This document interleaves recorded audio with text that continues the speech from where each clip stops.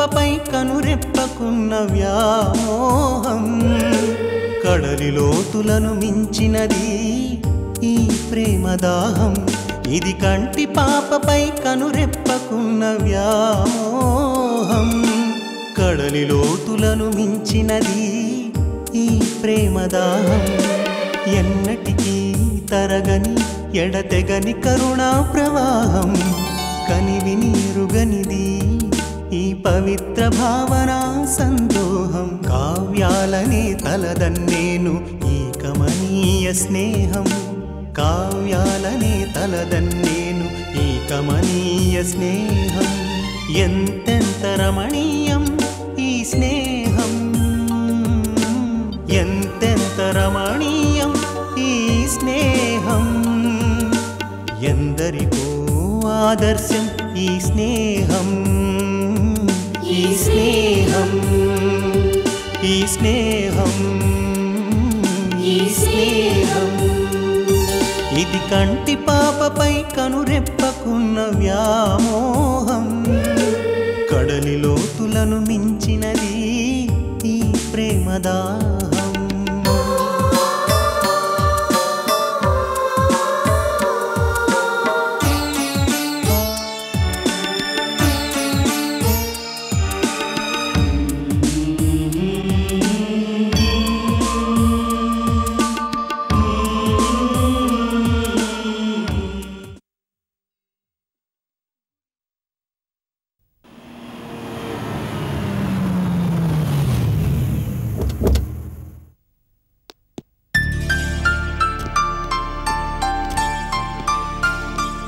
బయలుదేరే ముందు రమేష్ గారికి ఒకసారి ఫోన్ చేయమన్నాను.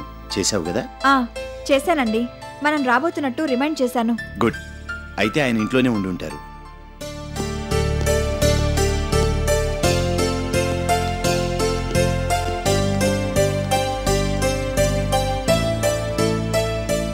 లోపల ఉన్నట్టున్నారు. బాలకృష్ణ గారు సుప్రతీక్ గారు అమెరికాలో సెటిల్ అయిపోయిన దగ్గర నుంచి ఇక్కడ మొత్తం బిజినెస్లన్నీ రమేష్ గారే చూసుకుంటున్నారు. అందుకే క్షణం తీరికుండదు. ఇవాళ మన కోసమని ఇంట్లోనే ఉంటానని చెప్పారు.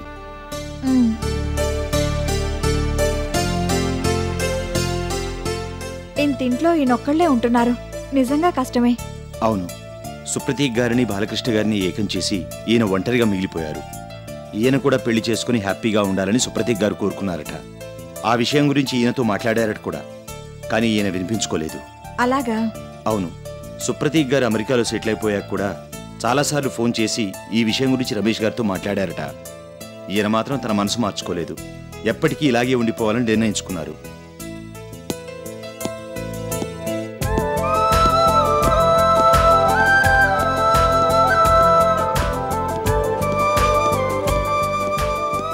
Good morning. సారీ, కొంచెం ఆలస్యమైంది. Good morning. ఏం పర్వాలేదులేండి. ఏమ్మా, ఎలా ఉన్నావు? నువ్వు ఇంకా గుడ్ న్యూస్ చెప్పలేదు. నాకు అదే నచ్చడం లేదు. ఆ గుడ్ న్యూస్ ఏదో ముందు మీరు చెప్తారేమోనని మేము ఎదురు చూస్తున్నాం. నేనా? అవునండి. మీరు కూడా పెళ్లి చేసుకోవాలని సుప్రతీక్ గారు పదే పదే చెప్పారు కదా. మీ మనసు మారుతుందేమోనని ఎదురు చూస్తున్నాం. భలే వాళ్ళే. ఆ విషయంలో నా నిర్ణయం మారదు. కానీ రండి, కూర్చోండి. చాలాసేపు అయిందా వచ్చి? లేదు, ఇందాకే వచ్చాం. కూర్చోండి. చెప్పండి, బిజినెస్ ఎలా ఉంది? మీతో పోలిస్తే మాదేముందండి, ఏదో చిన్న వ్యాపారం. అలా కొట్టిపారేయద్దు. వ్యాపారంలో చిన్న పెద్ద అంటూ ఏం ఉండదు. ఇవాళ చిన్నదనిపించిందే రేపు చాలా పెద్దదవ్వచ్చు. ఆ మధ్య మీ ఆఫీస్లో ఏదో ప్రాబ్లం వచ్చింది కదా, సాల్వ్ అయిందా? మీరు చెప్పినట్టు చేశాను. దాంతో సమస్య పరిష్కారం అయింది. గుడ్. హేమా, నువ్వు కూడా ఆఫీస్కి వెళ్ళి మీ ఆయనకి హెల్ప్ చేస్తున్నావా, లేకపోతే ఇంటి పట్టునే ఉంటున్నావా? నేను కూడా వెళ్తున్నానండి. That's very good. ఒక్కదానివే ఇంట్లో కూర్చుంటే ఏం తోస్తుంది చెప్పు. అలా చేయడమే మంచిది. నేను ఇందాక అదే విషయం గురించి ఆలోచించాను. ఏ విషయం? ఏం లేదండి, నా గురించి అడిగారు సరే. ఇంత పెద్ద ఇంట్లో మీరు ఒంటరిగా ఎలా ఉంటున్నారా అని నేను అనుకుంటున్నాను. మీరు రాకముందు మేమిద్దరం దాని గురించి మాట్లాడుకున్నాం కూడా. ఓ అదా, అలవాటైపోయింది. ఇంతకీ ఏం తీసుకుంటారు? టిఫిన్ చేయమని గోపికి చెప్పాను. ఈలోగా ఏమన్నా కాఫీ గానీ టీ గానీ? I will have some coffee. మరి నువ్వు?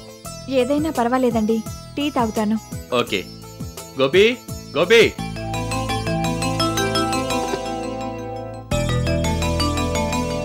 రెండు కాఫీ, ఒక టీ.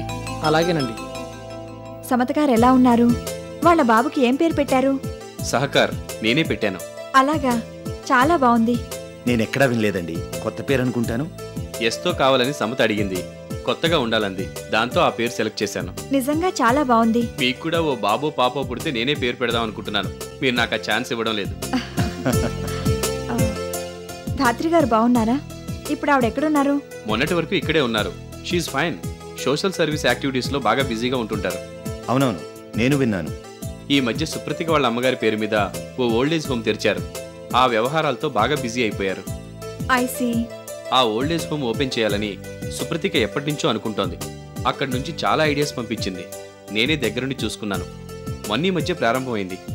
అది స్టార్ట్ అయ్యాక ధాత్రి గారు చాలా బిజీ అయిపోయారు. సుధీర్ గారు ఇప్పుడు ఆ పాతింట్లోనే ఉంటున్నారా? లేదు, వాళ్ళిద్దరూ ఆ దగ్గరలోనే ఒక కొత్త ఇల్లు కొనుక్కున్నారు. అందులోకి షిఫ్ట్ అయ్యారు. మేము ఈ మధ్య ఈ ఊరు రాలేదు కదా, అందుకే ఈ విషయాలేవి తెలియకుండా పోయాయి. గృహప్రవేశానికి రమ్మని అప్పట్లో సమతగారు మన ఇంటికి ఫోన్ చేశారు. మీరు ఊళ్ళో లేరు. నేను కూడా వెళ్ళలేకపోయాను. అలాగా? అవును, నాకు అప్పుడు బాగా పని ఒత్తిడిగా ఉండి రాలేనని చెప్పాను. ఏమనుకోవద్దన్నాను. పెద్ద ఫంక్షన్ ఏం చేయలేదు, సింపుల్గానే జరిగింది.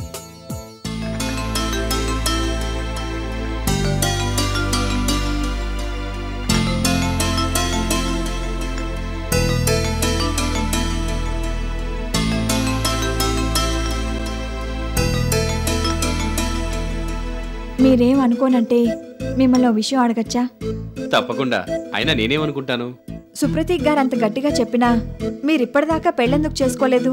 ఓ అదా, దానికి పెద్ద కారణం అంటూ లేదు. ఇలాగే ఉండిపోదాం అనుకున్నాను, ఉండిపోయాను అంతే. మీరు నిజమే చెప్తున్నారా లేకపోతే ఏమన్నా దాస్తున్నారా? భలే దానివే, ఇందులో దాయడానికి ఏముంది? ఏం లేదు, అందరూ హ్యాపీగా సెటిల్ అయిపోయారు. మీరు మాత్రం ఇలా ఒంటరిగా ఉండిపోయారు. మిమ్మల్ని చూసినప్పుడల్లా నాకు కొంచెం బాధగానే అనిపిస్తూ ఉంటుంది. అందుకే అడిగాను, వేరేగా అనుకోవద్దు. ఏం పర్వాలేదు.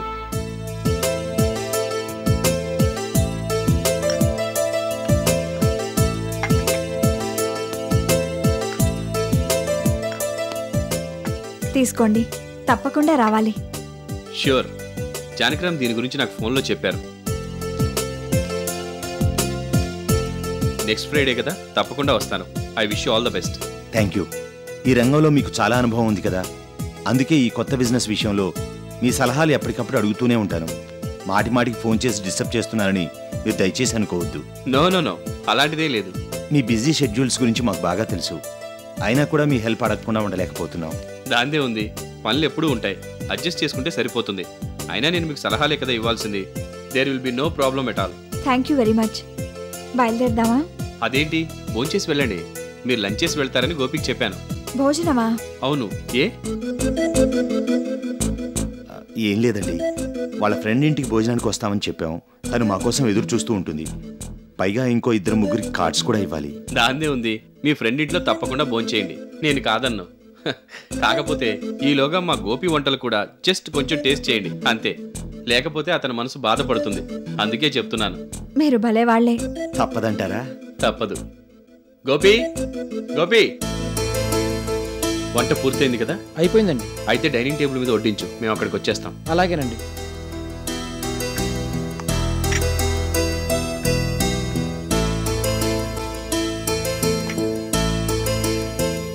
రండి వెళ్దాం. ఇప్పుడే కదండి టీ తాగాం, అప్పుడే భోజనం అంటే? ఇది పూర్తి భోజనం కాదు కదా, జస్ట్ టేస్ట్ చేయడమే. కాబట్టి ప్రాబ్లమే ఉండదు. రండి. ఆ ఊరు నుంచి నా కోసం ఇక్కడి దాకా వచ్చారు, కనీసం టేస్ట్ కూడా చేయకుండా వెళితే ఎలాగూ? రండి.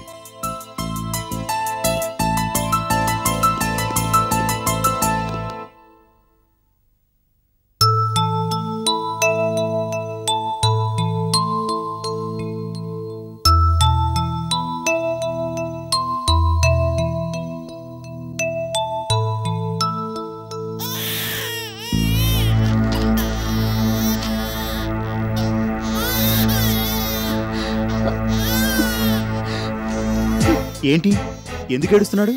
జలుబు ఇంకా తగ్గలేదా? లేదయ్య గారు, కొద్దిగా జ్వరం కూడా ఉన్నట్టుంది. ఒళ్ళు వెచ్చగా ఉంది.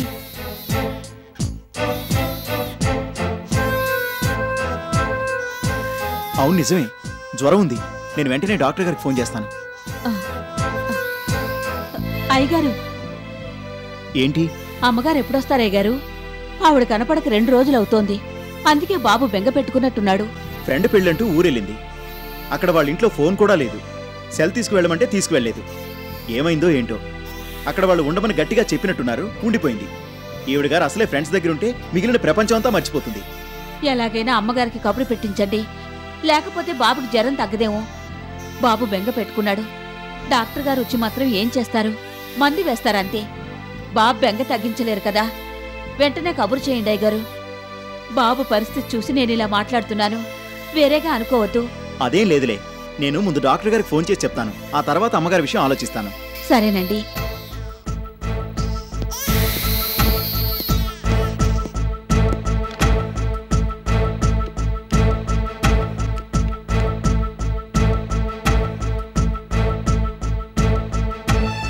హలో, గుడ్ మార్నింగ్ డాక్టర్ గారు.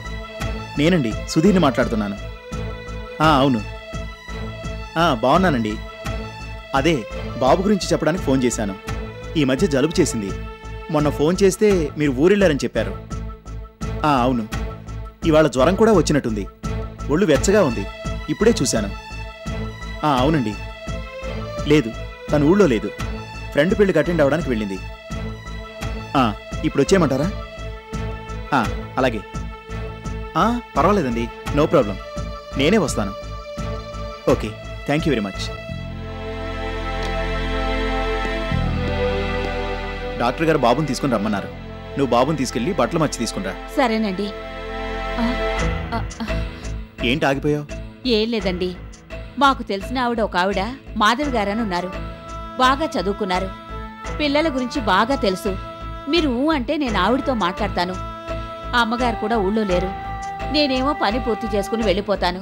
మళ్ళీ సాయంకాలం గాని రాను. అప్పటిదాకా బాబు దగ్గర ఎవరూ ఉండరు.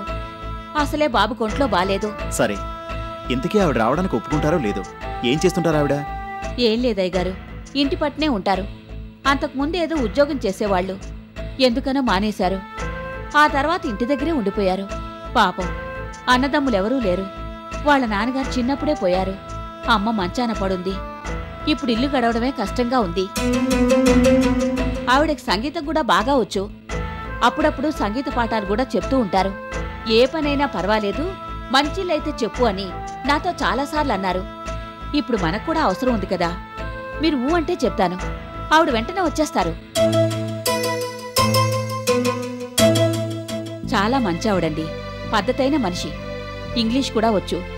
ఆ మధ్య 2 నెలలు హాస్పిటల్లో నర్సుగా కూడా పనిచేశారు. పిల్లల పోషణ గురించి బాగా తెలుసు.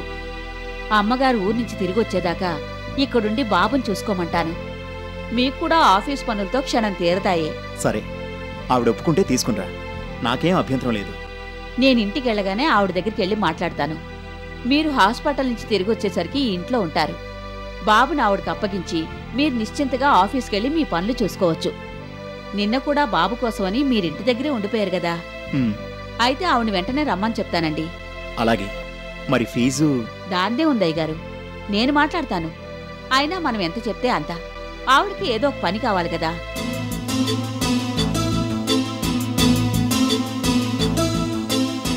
ఆవిడికి ఎలాగూ వేరే ఉద్యోగం లేదంటున్నావు కాబట్టి బాబుని చూసుకుంటూ పర్మనెంట్గా మన ఇంట్లో ఉంటుందేమో కనుక్కో. నేను సమత ఏదో పని మీద ఎప్పుడూ బయటికి వెళ్తూనే ఉంటాం. ఇంటి దగ్గర బాబుని చూసుకోవడానికి అలాంటి మనిషి ఉంటే మాకు నిశ్చింతగా ఉంటుంది. అడిగి చూస్తానండి. బాబు కోసమని ఆ మధ్య ఓ నర్సును తీసుకొచ్చి పెట్టాం. 2వ రోజే ఇక్కడేం తోచడం లేదని మానేసింది. ఈవిడలా కాదు కదా. అబ్బే, అదేం ఉండదండి. చాలా పద్ధతైన మనిషి. ఓసారి ఏ పనికైనా ఒప్పుకుందంటే ఇంక వేరే ఆలోచనే ఉండదు. మీరే చూస్తారుగా. సరే, నేను బాబును హాస్పిటల్కి తీసుకెళ్తాను. ఈలోగా నువ్వు ఆవిడతో మాట్లాడి ఇక్కడికి పంపించు. అలాగేనండి. నేను బాబుకు బట్టలు మార్చి ఇప్పుడే తీసుకొస్తాను.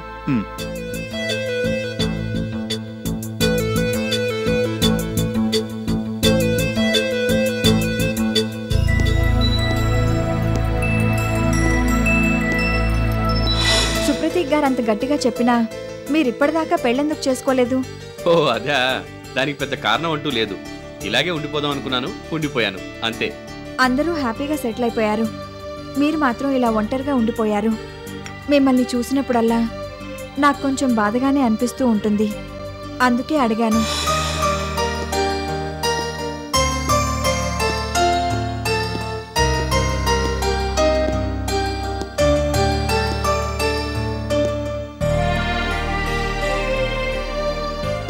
నేను పెళ్ళెందుకు చేసుకున్నావు నీకు ఎలా అర్థమవుతుందమ్మా? ఆ విషయం గురించి చెప్పినా ఎవరికీ అర్థం కాదు.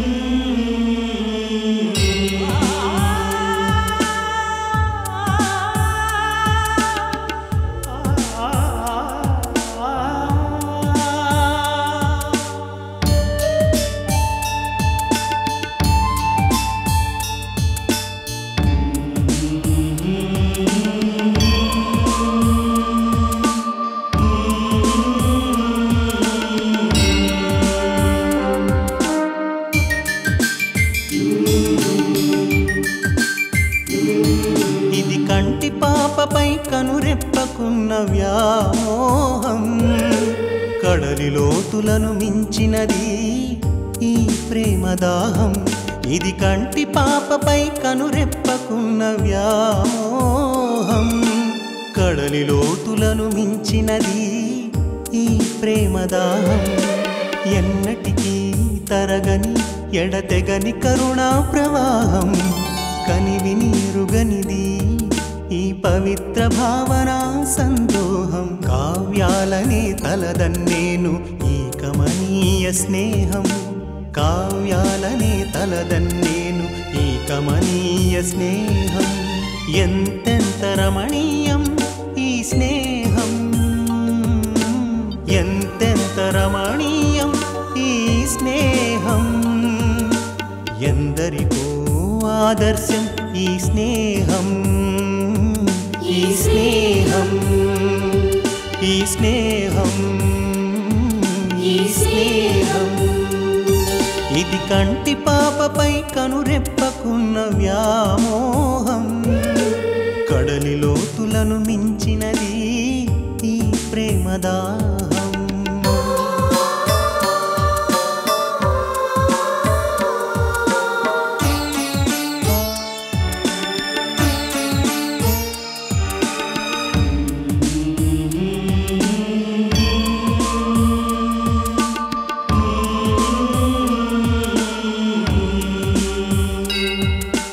గుడిలో దేవతపై ఇది దీపికకున్న అనురాగం.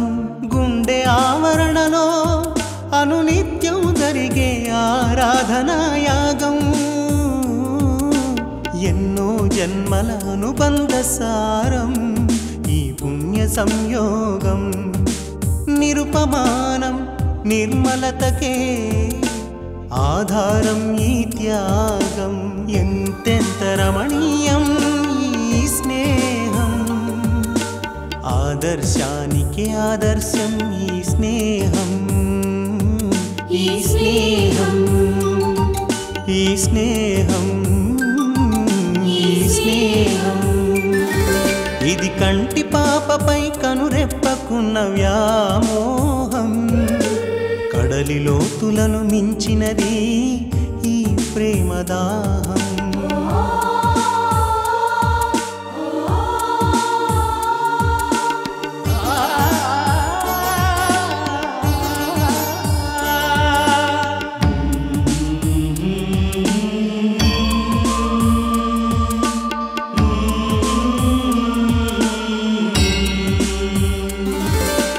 ఇది పుడమిపైకి సూర్యుడు వెదజల్లే కాంతి కిరణం. జగతిని జనజీవన గతిని కాపాడే శాంతికి ప్రేరణం. ఇది మానవతకు పరమార్థమిచ్చే మమతల తోరణం. బదులే కోరని బతుకే ధన్యతకు మూల కారణం. బదులే కోరని బతుకే ధన్యతకు మూల కారణం. ఎంతెంత రమణీయం ఈ స్నేహం, ఆద్యంతం అనుసరణీయం ఈ స్నేహం, ఈ స్నేహం, ఈ స్నేహం, ఈ స్నేహం. పాపపై కనురెప్పకున్న వ్యామోహం కడలి లోతులను మించినది ఈ ప్రేమదాహం ఎంతెంత రమణీయం ఈ స్నేహం ఎంతెంత రమణీయం ఈ స్నేహం ఎందరికో ఆదర్శం ఈ స్నేహం ఈ స్నేహం ఈ స్నేహం ఈ స్నేహం ఈ స్నేహం